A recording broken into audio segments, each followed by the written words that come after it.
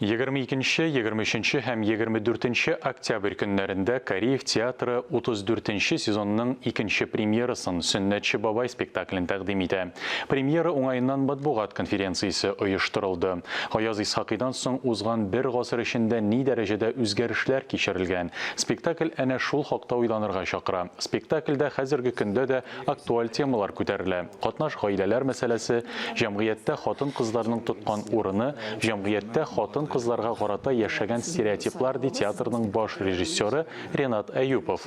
Төп рольләрдә Татарстанның һәм Россиянең халык артисты, Татарстанның Габдулла Тукай исемендәге дәүләт бүләк лауреаты Әсһәр Шакиров һәм Татарстан Республикасының халык артисты Илфат Камалиев. Безнең әле процесс бара, по драматургия туплау процессы хәзерге көнгә кадәр нокта куелып бетмәгән. Нокта куелып бетмәгән, чөнки 5 әсәр, аларны бер-берсе белән бәйләү, Сөннәтче бабай Корбанколый аркылы ул бик авыр әйбер. Һәм ул артистларга да бик шундый зур теге экзамен